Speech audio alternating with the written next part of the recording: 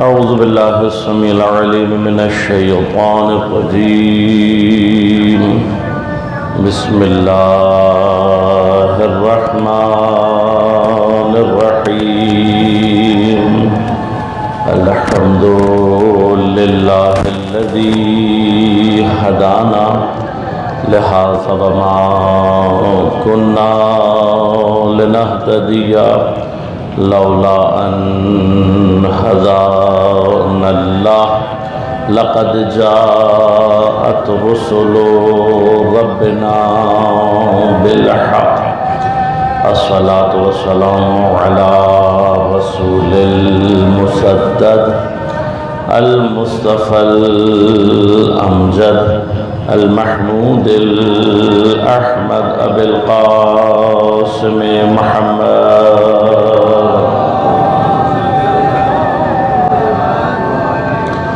والصلاة والسلام على أسد الله الغالب غالب على كل غالب علي بن أبي طالب والصلاة والسلام على سيدة المعصومة المظلومة الطاهرة البتول بضعة الرسول فاطمة الزهراء سيدة النساء العالمين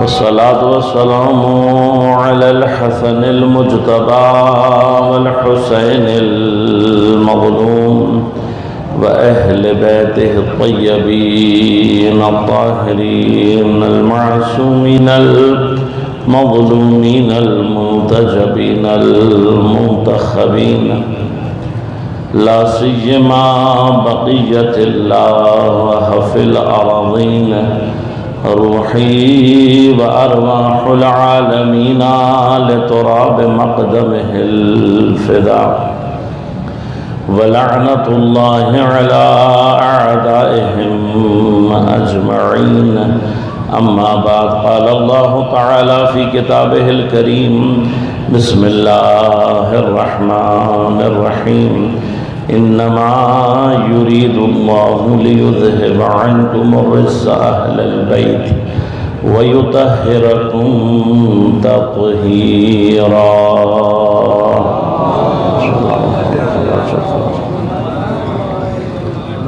مومنین کرام سامعین محترم عزیزان کرام قدر شہادت مظلومانہ حضرت امام سجاد علیہ السلام کے سلسلے میں جن خمسہ مجالس کا انعقاد کیا گیا ان کی آج آخری مجلس میں انشاءاللہ کوشش کروں گا کہ عرائض کو کسی منطقی مقام تک پہنچا سکوں۔ گفتگو کرنے کے لیے ہم نے قرآن کریم کی مشہور و معروف آیہ تطہیر کا انتخاب کیا اور آپ کی خدمت میں مسلسل مطالب کو پیش کیا۔ اس سے پہلے کہ میں اپنی عرائض پیش کروں، میں ISO کے تمام نوجوانوں کا، بارگاہ کے تمام منتظمین کا، اسکاؤٹ کے بچوں کا اور پولیس کے وہ تمام اور رینجرز کے وہ تمام اراکین کے جنہوں نے اس مجلس کو پرامن طور پر برپا ہونے میں کسی بھی طور پر کوئی کسی بھی عنوان سے کوئی کردار ادا کیا، ان سب کا نہایت ممنون و مشکور ہوں۔ خصوصاً آپ تمام سامعین کا نہایت ممنون اور مشکور ہوں، اور دعا کرتے ہیں کہ پروردگار آپ سب کی توفیقات میں اضافہ فرمائے۔ عزیزان کرام نے قدر عرض کیا کہ پروردگار قرآن مجید میں لوگوں کے امتحان کی خاطر بعض مقامات پر اللہ تبارک و تعالی نے چاہا کہ بعض آیات کو، بعض جملوں کو بعض دیگر جملوں کے دامن میں پرو کیا جائے، اور کل میں نے عرض کیا کہ اس کا مقصد امتحان ہے تاکہ جنہوں نے ہدایت لینی ہے وہ متوجہ ہو جائیں، اور جن کے دلوں میں کفر ہے یا جن کے دلوں میں کجی ہے یا جن کے دلوں میں مرض ہے، اس امتحان کے ذریعے سے اس کا بھی اظہار ہو جائے۔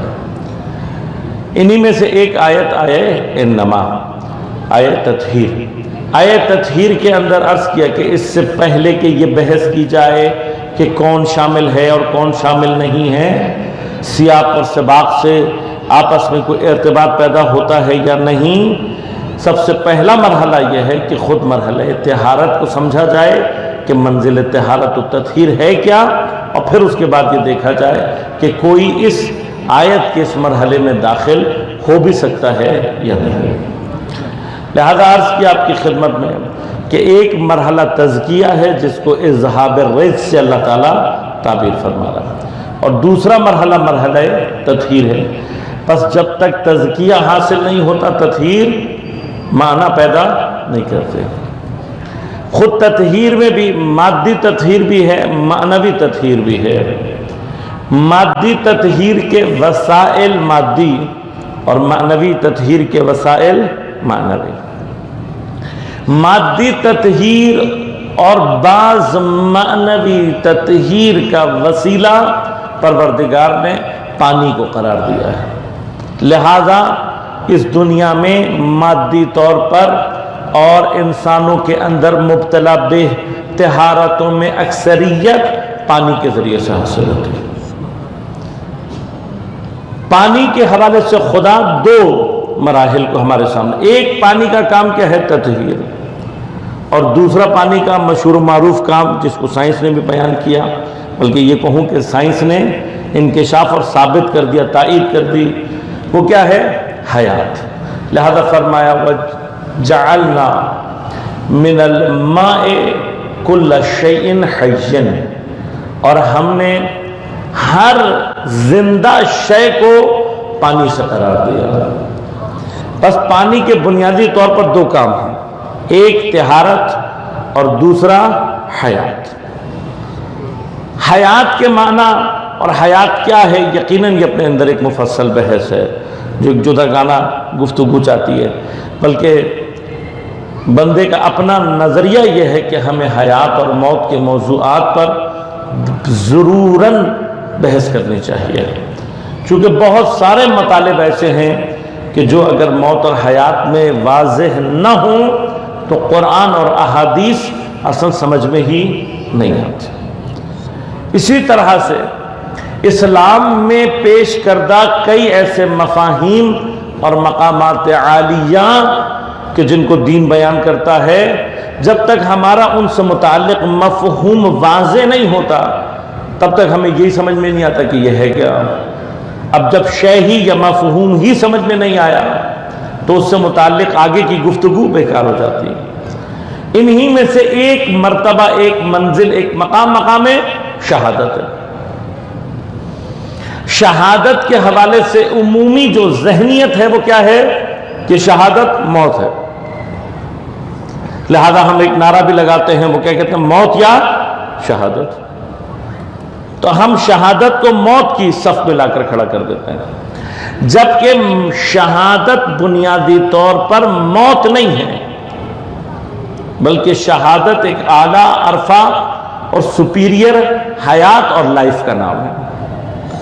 لہذا پروردگار واضح طور پر شہداء کے بارے میں قرآن مجید میں لوگوں کو منع کر رہا ہے، وَلَا تَقُولُوا لِمَنْ يُقْتَلُ فِي سَبِيلِ اللَّهِ أَمْوَاتٌ، خبردار ان کو مردہ مت کہنا، بل احیاء، بلکہ یہ زندہ ہیں، اور اگر تمہیں ان کی حیات سمجھ میں نہیں آ رہی تو اپنے شعور اور ادراک کو بلند کرو، وَلَكِنْ لَا تَشْعُرُونَ، اپنے شعور اور ادراک کو بلند کرو۔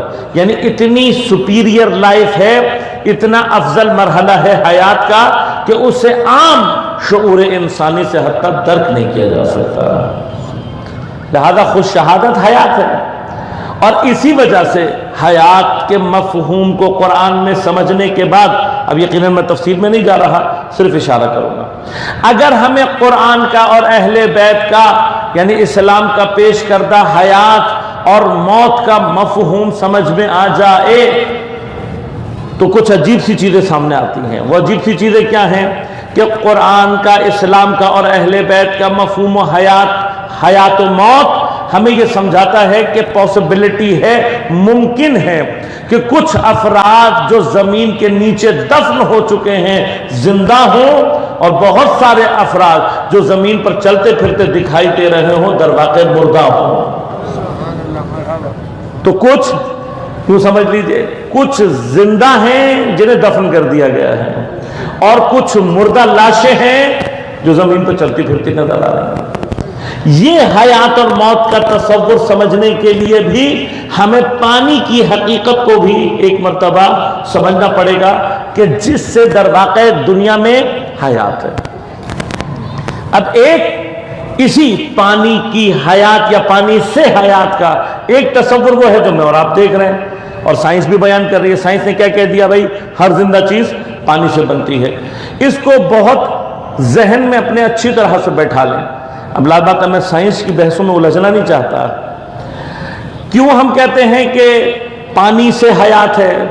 اس لیے کہ ہمارے تجربے میں بہت ساری حیات دنیا میں ایسی ہے جو کہ پانی کے بغیر گزارا نہیں کر سکتے۔ لیکن اب ایک اچھا بات کرو، شاید بعض لوگوں کو عجیب لگتا ہے، لیکن یہ یاد رکھیے گا، حیات کا سارے کا سارا، یعنی ایسا نہیں کہ ساری کی ساری حیات کا تصور پانی پر ہو۔ ساری حیات پانی پر متوقف نہیں ہے۔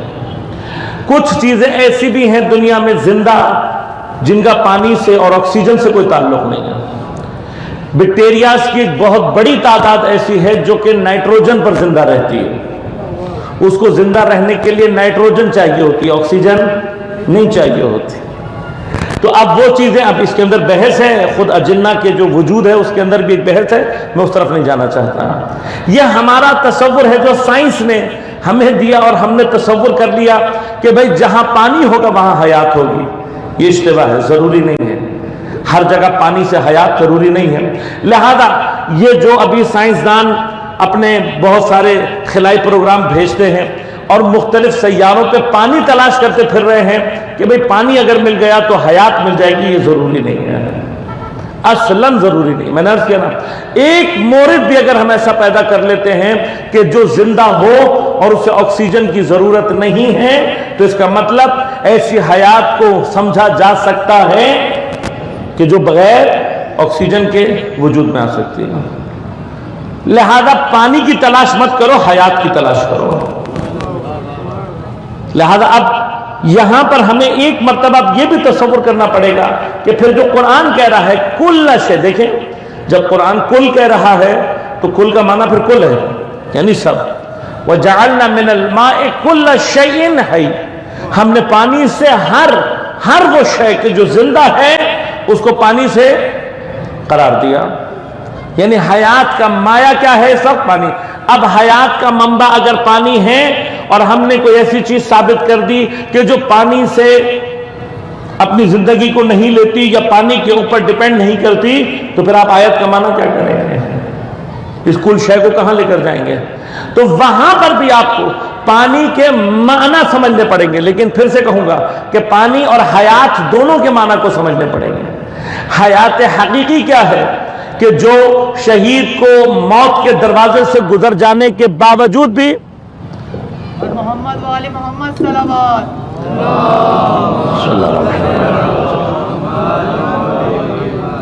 شہید کو موت کے دروازے سے گزر جانے کے باوجود بھی زندہ ہے۔ اور میں نے عرض کیا کہ بہت سے چلتے پھرتے بھی مردہ ہیں، تو سمجھنے کی ضرورت ہے نا کہ اصل حیات کہاں پر ہے۔ کیا واقعاً شہید کی جو حیات ہے وہ بھی پانی پر متوقف ہے میری اور آپ کی حیات کی طرف؟ اصل شہید بدن کا محتاج نہیں رہتا۔ اور پھر اگر حیات کی تعریف کی جائے تو خداوند خود بھی حی ہے، وہاں پر پھر حیات کے کیا معنی ہے؟ مگر فرشتگان حیات نہیں رکھتے، وہ بھی حیات رکھتے ہیں، تو ان کی حیات کہاں سے آئے گی؟ کیا وہ بھی پانی پیتے ہیں؟ اس طرح کے بہت سارے سوالات ہیں۔ تو بس پانی کی حقیقت کو جاننا پڑے گا کہ پانی کیا ہے۔ ایک تو میں نے عرض کیا پانی کا کام طہارت، دوسرا پانی کون سا؟ جس سے حیات، اور تیسرا جو درمیان میں کئی مرتبہ عرض کیا وہ کیا ہے؟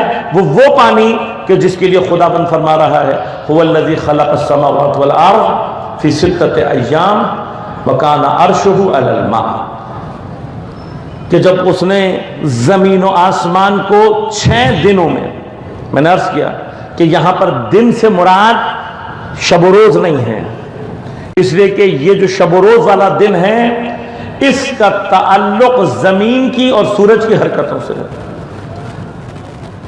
بس وہ ایام اور اس یوم سے کیا مراد ہے؟ فرمایا یوم کے کچھ معنی ہیں، ان میں سے ایک معنی یوم کا خاص افراد بھی ہو سکتے ہیں، اور ایک معنی یوم کا مرحلہ بھی ہوتے ہیں۔ اگر ہم مرحلہ بھی لے لیں تو ایک سوال پیدا ہوتا ہے کہ کیا خدا جو کہ کن فیکون کا مالک ہے، اس کے کن کے نتیجے میں ایک دم سے زمین و آسمان وجود میں نہیں آ سکتے تھے جو 6 مرحلے لگے؟ تو مختلف جواب ہیں، ایک جواب دوں گا آج اور آگے بڑھوں گا گفتگو کو، کہ یہ جو 6 مرحلے ہیں ان کا تعلق ضروری نہیں ہے کہ خدا کی قدرت سے ہو، بلکہ اس کا جو تعلق ہے وہ مادے کی پستی اور کمزوری سے ہے۔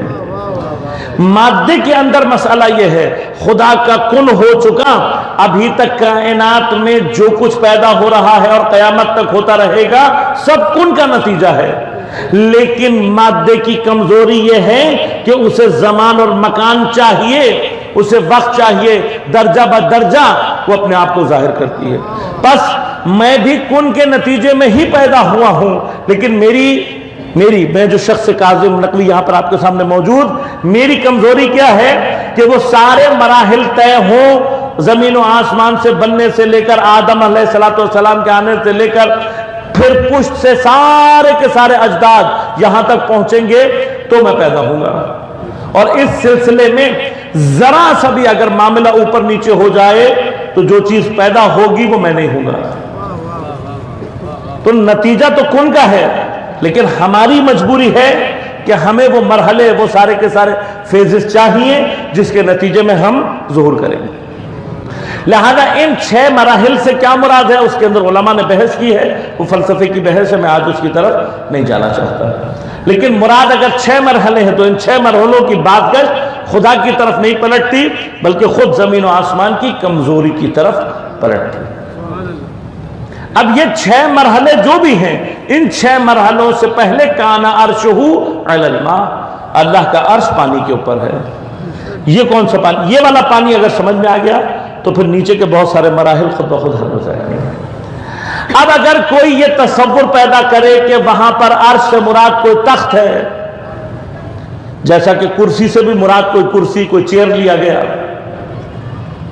اور پانی سے مراد یہی والا پانی H2O لے، تو اس سے زیادہ پست سوچ ہو ہی نہیں سکتی۔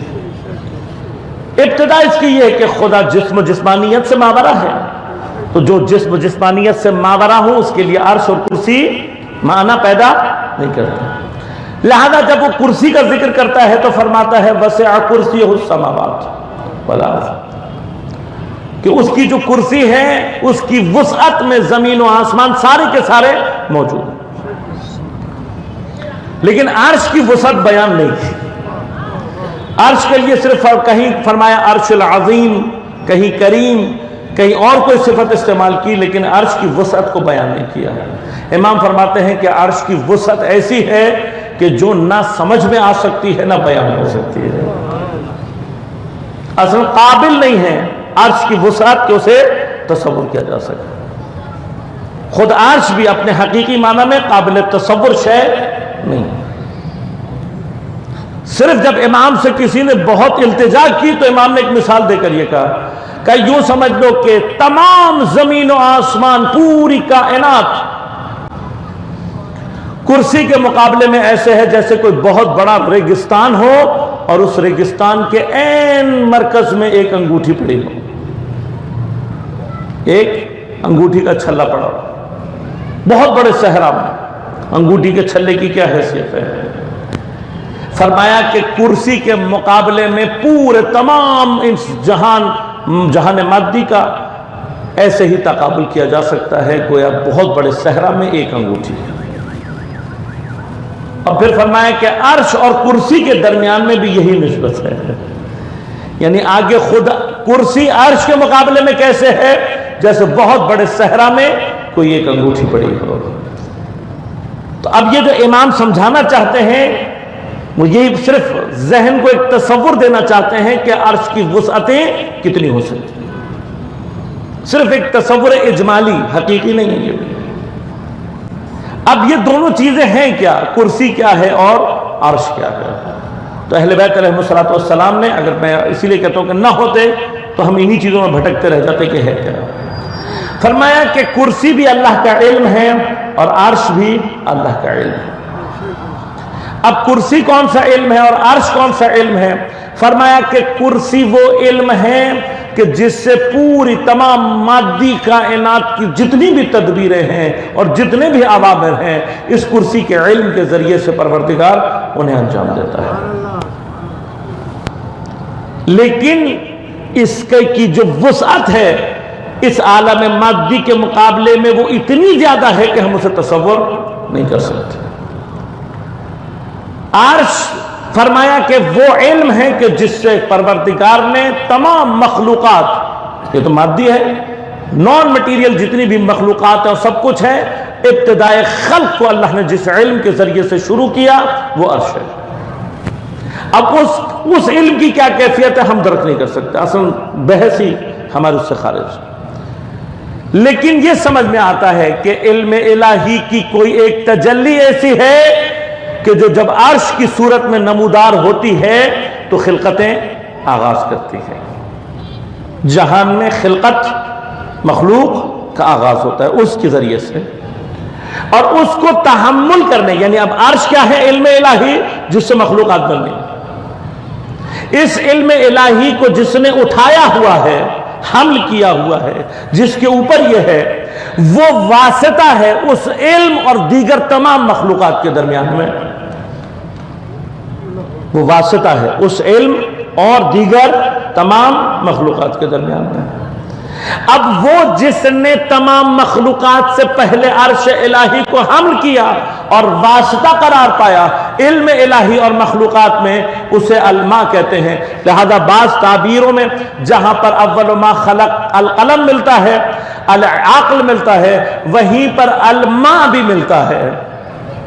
اور میں نے عرض کیا کہ یہ اسی طرح سے ہمارے پاس، اب یہ بحث کہاں سالو ہوتی ہے؟ یہاں پر آ کر کہ اول ما خلق اللہ نوری، نور محمد و آل محمد بھی اول مخلوق ہیں۔ اب اگر القلم ہے تو کیا وہ کوئی الگ چیز ہے؟ العقل ہو تو کوئی اور چیز ہے؟ الماء کوئی چیز اور ہے؟ نہیں۔ اول ما خلق اللہ نوری، نور محمد و آل محمد پہلی مخلوق ہیں۔ صرف اپنے وظائف کے اعتبار سے ان کی نوعیت تبدیل ہوتی ہے اور اسی اعتبار سے اس کا نام بدلتا ہے۔ لہذا میں نے اس دن عرض کیا تھا کہ اگر نور محمد و آل محمد علم الہی سے قرآن کو لے کر لوح پر منتقل کر رہا ہو، اس عالم میں القلم کہلاتا ہے۔ اور جس عالم میں یہی نور محمد و آل محمد علم الہی کو جو کہ عرش کی صورت میں ہے اپنے اوپر اٹھائے اور اسے حمل کیے وہ ہوتا ہے، اس وقت الماء کہلاتا ہے۔ لہذا اب مسئلہ یہاں سے حل ہونا شروع ہو گیا کہ یہ جو الماء ہے جس نے عرش کو حمل کیا ہوا ہے، یہ کون ہے؟ نور محمد و آل محمد ہے۔ اس کے بعد اب جتنا بھی کائنات میں علم حمل ہوگا، جو بھی مخلوقات میں ہوگا، جتنے بھی فرشتے بنیں گے، ان سب کا تعلق کس سے ہوگا؟ اسی الماء سے ہوگا۔ اور یہی الماء ہے کہ پوری کائنات میں کہیں پر بھی حیات اگر تصور کی جائے گی بغیر اس پانی کے جو کہ نور محمد و آل محمد ہے، اصلاً حیات معنی پیدا نہیں کرے گی۔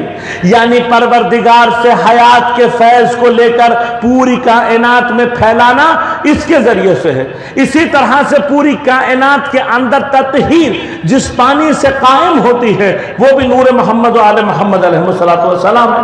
پس اب اگر کائنات میں حیات تلاش کرنی ہے تو بھی اہل بیت، اگر تطہیر تلاش کرنی ہے تو بھی اہل بیت۔ پس اب یہ صورتحال اس طریقے سے سامنے آئے گی کہ اگر حب اہل بیت دل میں موجود ہو تو پھر صرف حیات ہے، موت نہیں ہے۔ لہذا فرمایا من مات علی حب آل محمد مات شہیدہ، دل میں محبت ہو تو موت نہیں آتی، شہادت کے نام سے نئی زندگی شروع ہو جاتی ہے۔ اللہم صلی اللہ علیہ وسلم۔ درود پڑھیے گا ایک مرتبہ بلند آواز سے۔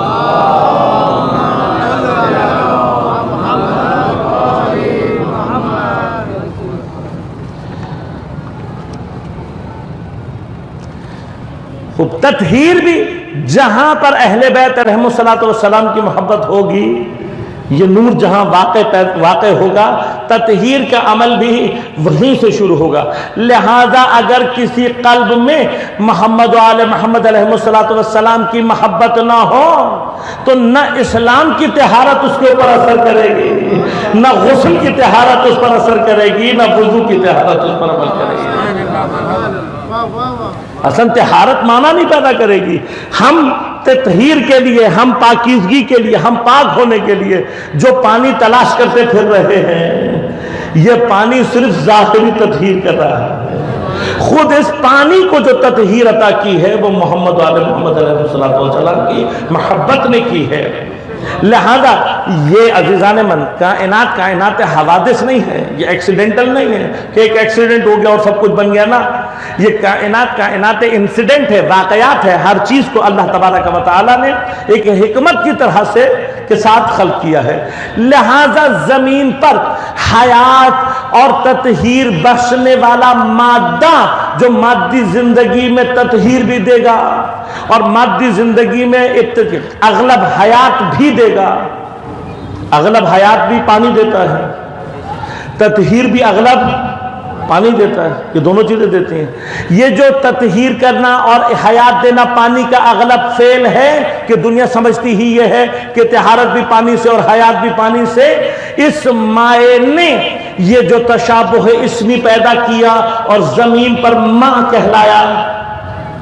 غور کیجئے گا، ایک پانی کون ہے، ایک ماں کون ہے، کس کو ماں کہا جا رہا ہے؟ نور محمد علیہ محمد کو، کہ جو عرش کو اٹھا رہا ہے۔ اب اس کو اگر ماں کہا ہے، اس کے لیے اللہ نے لفظ ماں استعمال کیا ہے کسی بھی مرحلے میں کسی بھی مقصد سے، تو اب زمین پر جو بھی شے پانی کہلائے گی، ماں کہلائے گی، یعنی تشابہ اسمی پیدا کرے گی، تو یہ پانی کا تشابہ اسمی پیدا کرنا ہے نور محمد آل محمد علیہ السلام سے کہ اتنی فضیلتوں کا حامل ہو گیا۔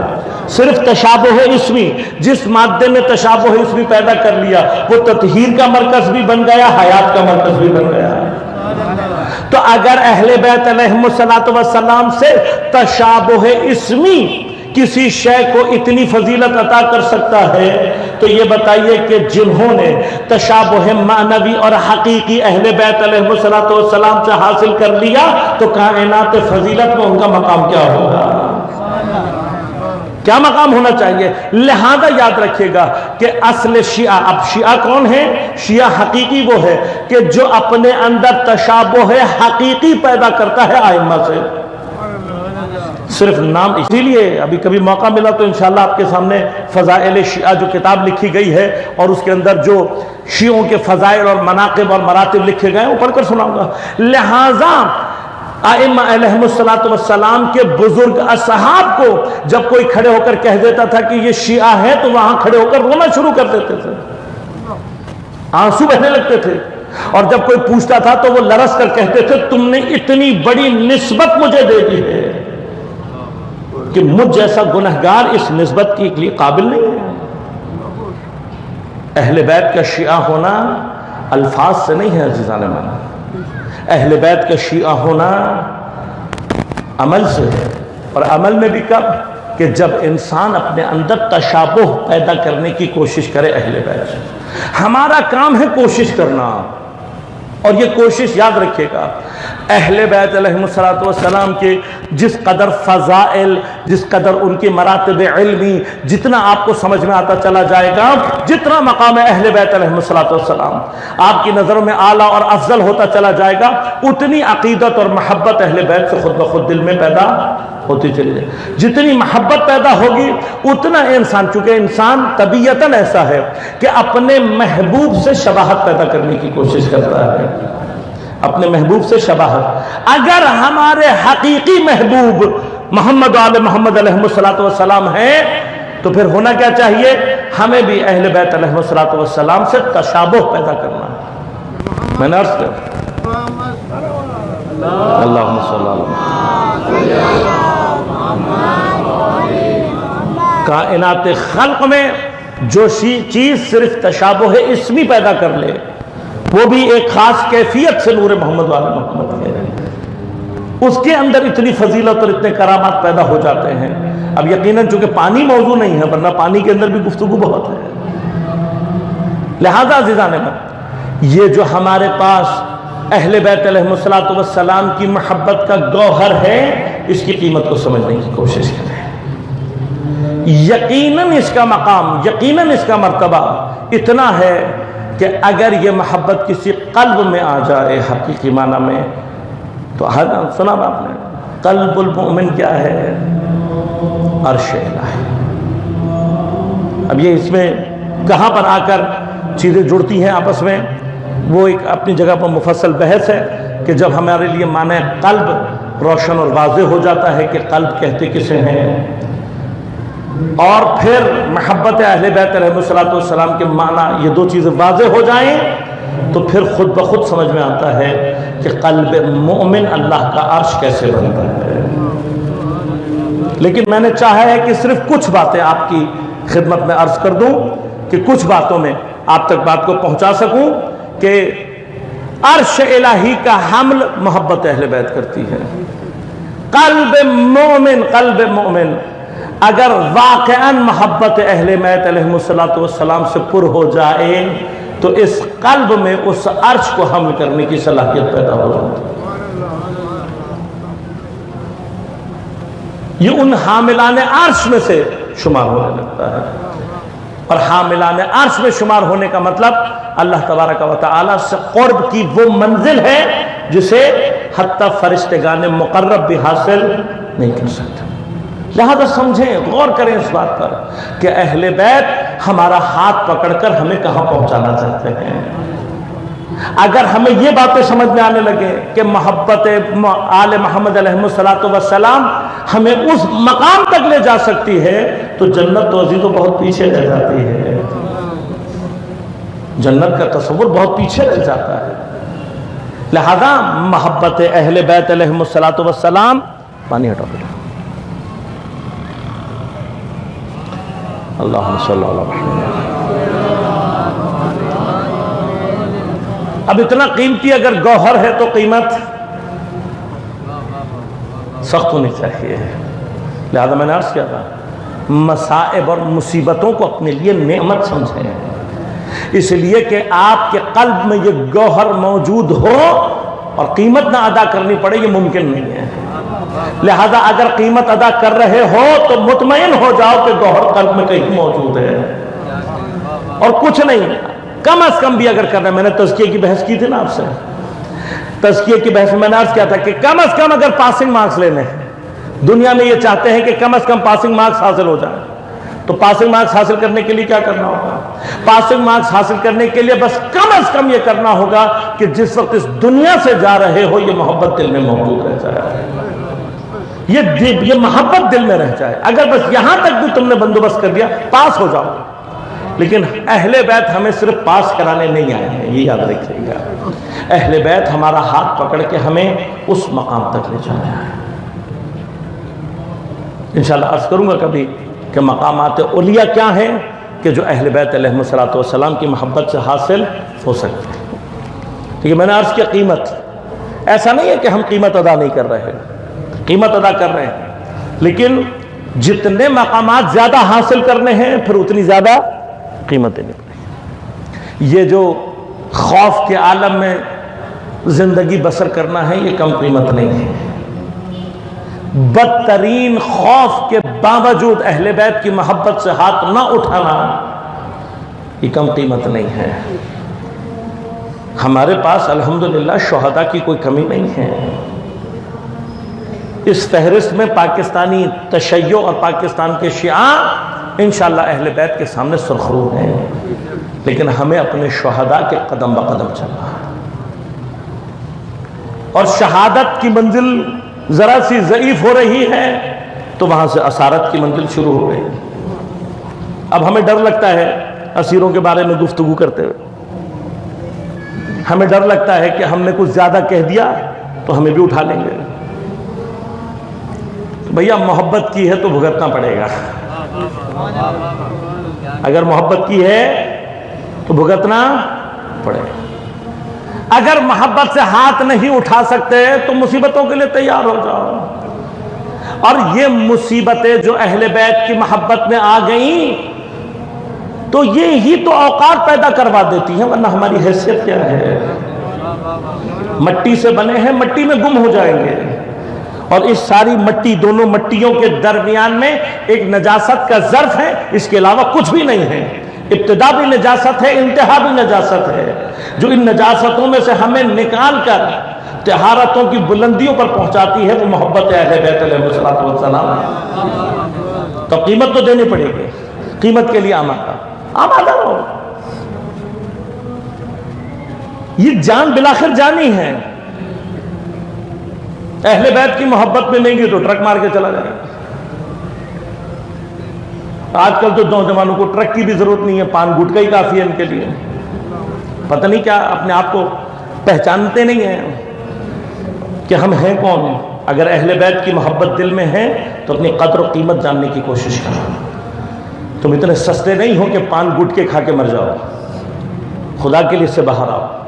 اہل بیت سے محبت کرنے والا جوان بہت قیمتی جوان ہوتا ہے، بڑی فضیلت ہے، بڑا مقام ہے اس کا. لہذا اہل بیت علیہ الصلوۃ والسلام کی اگر محبت ہے تو مصیبت سے گزرنا پڑے گا. تو شاعر کہتا ہے نا، غالباً فیض صاحب کا شعر ہے، جس دھج سے کوئی مقتل میں گیا وہ شان سلامت رہتی ہے. یہ جان تو آنی جانی ہے، وہ شان سلامت رہتی ہے. اور مقتل میں اگر اہل بیت کی محبت کی دھج سے گیا تو اس سے بڑی کوئی شان ممکن ہی نہیں ہے. کوئی شان اس سے بڑی کہ آپ کو مرنے کے بعد جس وقت آپ اس جہنم یعنی موت کا دروازہ ہے، نئی زندگی میں آپ کی انٹری ہو اور یہ پتہ لگے کہ اس کو محبت اہل بیت میں مارا گیا. شہید سبت جعفر استاد کا مجھے وہ جملہ یاد آتا ہے. ان سے کہا کسی نے کہ قبر میں سوال و جواب ہوگا، تو کہا کہ جب منکر و نکیر آ کر اگر پوچھیں گے کہ من امامک، تو میں اس کو پلٹ کر جواب میں یہ کہوں گا گولی مارنے والے کو پتا تھا تجھے معلوم نہیں ہے. جو گولی مار کے گیا ہے اسے معلوم تھا، تجھے معلوم نہیں ہے. اور واقعتاً ایسا ہے عزیزوں. اتنا اطمینان رکھو. یہ جو افراد ہمیں اور آپ کو کس قدر اطمینان تھا شہید کے، وہ بڑی شخصیات تھے، بڑی شخصیت. یہ بچہ بھی ہمارا جو کچھ عرصے پہلے عباس ٹاؤن کے سیلاب میں شہید ہو گیا. آسان ہے عین جوانی میں 3 لوگوں کی جان بچانا اور چوتھے کی کوشش میں شہادت تک پہنچ جانا آسان کام ہے. یہ جوانی کی اس سرحد پر ہے جہاں امنگیں ہوتی ہیں، لیکن کسی نے حضرت قاسم کو دیکھ لیا ہو تو اس کے لیے موت مانا نہیں رکھتی.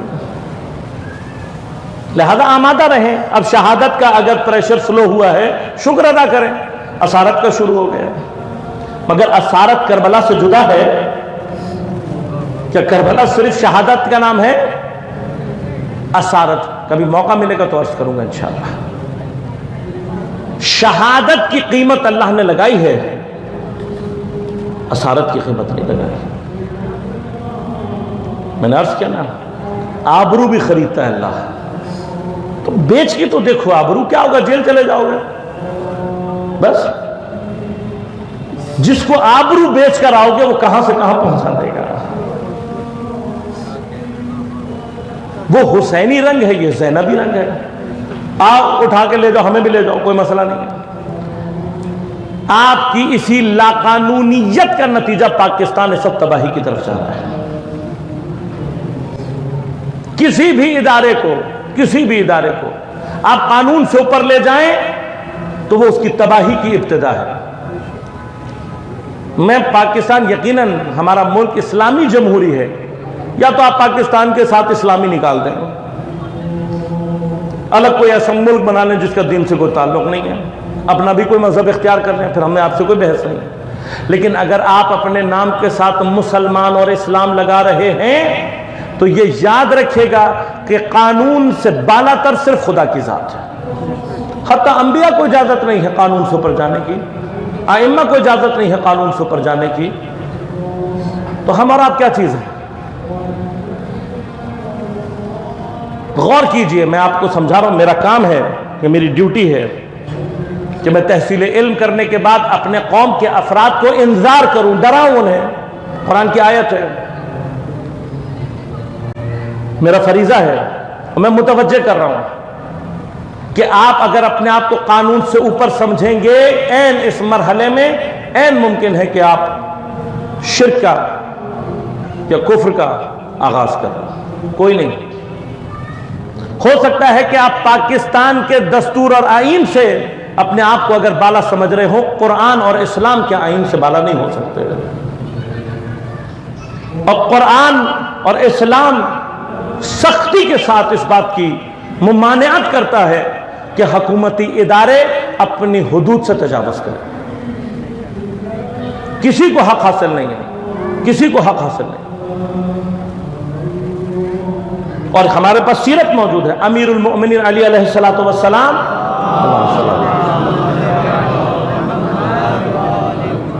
خلافت ہاتھوں میں ہے، اپنے علم الہی کے ذریعے سے جانتے ہیں کہ اپنے ملزم مجھے قتل کرے گا.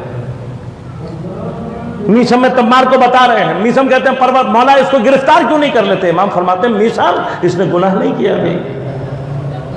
جب تک یہ گناہ نہ کر لے، اس کا گناہ ثابت نہ ہو جائے، میں حد سے آگے نہیں جا سکتا. جناب امیر جیسی شخصیت پہ تلوار کا وار کر دیتا ہے. امیر اپنے بیٹوں کو سمجھا رہے ہیں اس نے ایک ضربت ماری ہے، اس سے ایک سے زیادہ ضربت نہیں ماری. خلیفہ وقت ہوتے ہوئے تاکید کر کے جا کر خبردار، اسلام میں لاش کا مسئلہ کرنا جائز نہیں ہے، خبردار اس کی لاش کا احترام کرنا. مگر جناب امیر ہمارے لیے نمونہ نہیں ہے. جب جناب امیر قانون کے پابند ہیں تو کوئی اور کیسے قانون سے اوپر جا سکتا ہے؟ میں نے پہلے بھی عرض کیا تھا، آج بھی عرض کر رہا ہوں. دیکھیے، ہماری پاکستان دشمن عناصر یا پاکستان کو نقصان پہنچانے والے عناصر سے کوئی محبت نہیں، لیکن ہم صرف اور صرف پاکستان میں قانون چاہتے ہیں. اگر ان میں سے بعض افراد آپ سمجھتے ہیں تو آپ ثابت کیجئے اور اس کے بعد جو سزا بنتی ہے دیجئے. لیکن یہ ایسی گمشدگیاں کہ جن میں نہ یہ پتہ لگے کون لے گیا، کب لے گیا، کب چھوڑے گا، کہاں رکھا. میں پھر سے آپ کو متنبہ کر رہا ہوں، اس وقت سے ڈریں کہ جب خدا کی لاٹھی حرکت میں آ جائے. ہمارا کام ہے ڈرانا.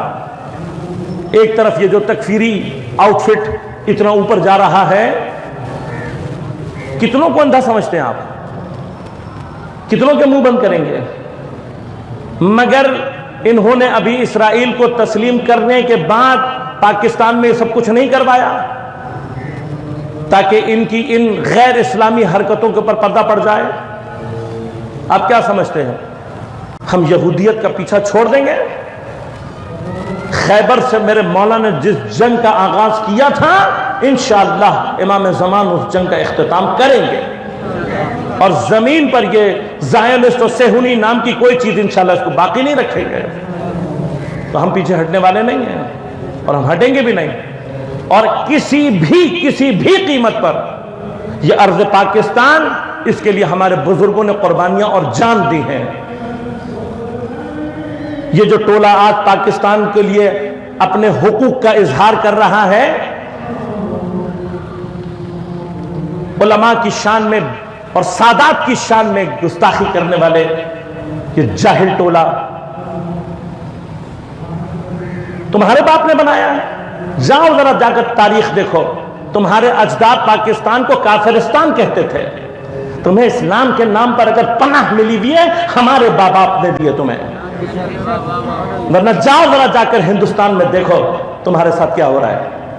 اوقات یاد آ جائے گی تمہیں. یہ ہمارے بزرگوں نے قوم دی. تم اس کو چھوڑو، جاؤ ذرا بنگلہ دیش میں جا کے تم فنکاری دکھا کے دکھاؤ. نہ تمہارا بسترا تمہارے گردن میں ڈال کے تمہیں نگالا وہاں سے تو مجھے کہنا. اگر ہم خاموش رہتے اس کا معنی یہ نہیں ہے. ہم پاکستان میں صرف امن چاہتے ہیں، اور پاکستان میں امن کے لیے ہم نے لاشیں بھی دی ہیں، اسیر بھی دے رہے ہیں اور دیتے رہیں گے.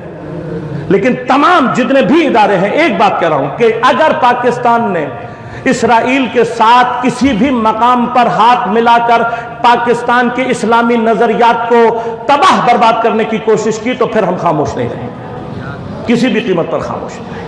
اسلام کے لیے لٹتے چلے آ رہے ہیں، لٹتے رہیں گے، لیکن کسی بھی، یہ ہم نے کربلا سے سیکھا ہے، سر کٹانا بھی سیکھا ہے، اسیر ہونا بھی سیکھا ہے. لہذا بہت مؤدبانہ گزارش کروں گا کہ خدا کے لیے لا قانونیت مت پھیلائیں، ورنہ اس کا عذاب خدا آپ کی اپنی گردن میں آئے گا.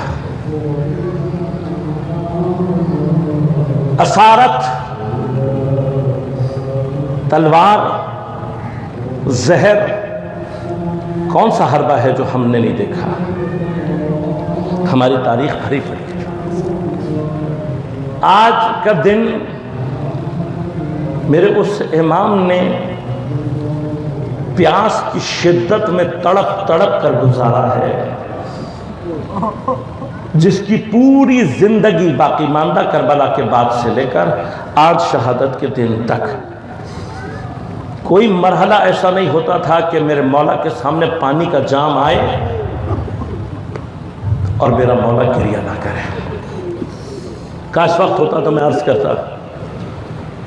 اس قدر خوفناک بنو امیہ کے جاسوسی نظام اور کربلا کے بعد مدینہ اور مکہ کے اوپر حملہ کر کے اسلامی مقدسات کو تاراج کرنے والے یہ اسلام دشمن افراد، کیا مقصد تھا مدینہ اور مکہ پہ حملہ کرنے کا؟ مقصد یہ تھا کہ انڈائریکٹلی لوگوں کو پیغام دے دیا جائے کہ اب اگر کسی نے حسین کا نام بھی لیا تو ہم پھر مکہ اور مدینہ بھی نہیں پہچانتے. ان حالات میں سے عزاداری نکل کر میرے اور آپ تک پہنچی ہے. زیارہ اس عزاداری کی قدر و قیمت کو جانا. لہذا امام سجاد جانتے ہیں کہ میں مجلس نہیں برپا کر سکتا، میں اپنے بابا کا نام نہیں لے سکتا، جہاں میں یہ کام کروں گا وہاں ایک اور کربلا تیار. کیا کرنا چاہیے؟ پوری زندگی کو میرے مولا نے اپنی عزاداری بنا دیا، پوری زندگی کو.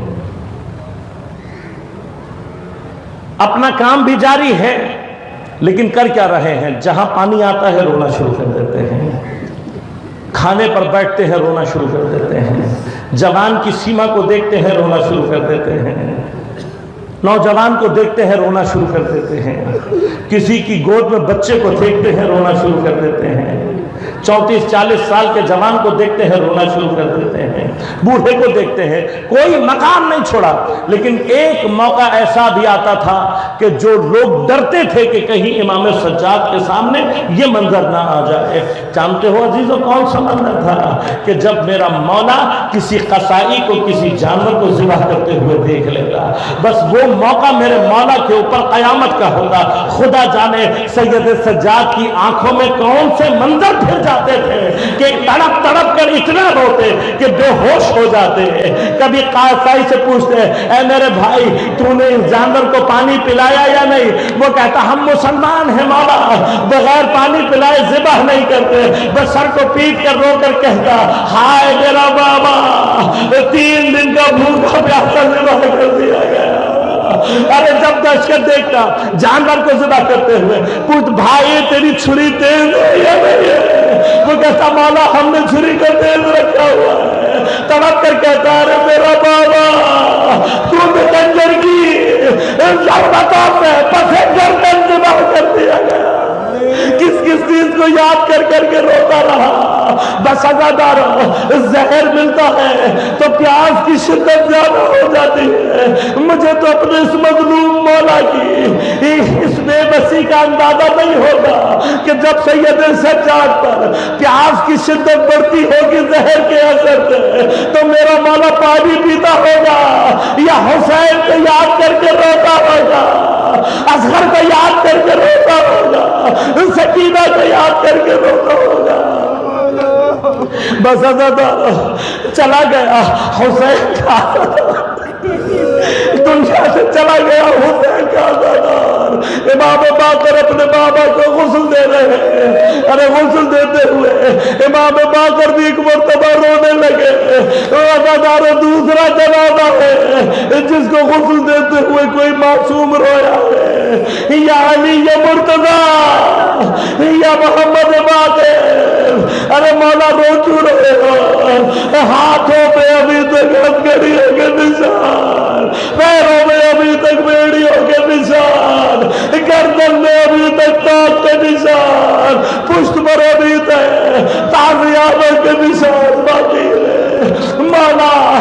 مولانا آپ کے جنازے کو غسل کفن دے کر امام باقر نے بڑی شان سے جنازہ اٹھایا، مگر میں کہوں گا مولا جسارت ہوگی، مگر یہ جنازہ اس کا ہے کہ جس کا ایک بڑا غم یہ تھا کہ ارے جوان بیٹا میں موجود تھا، مگر میرے باپ کی لاش کربلا میں بے گور و کفن تھی، میرے اکبر کی لاش، میرے بھائی کی لاش، میرے چچا کی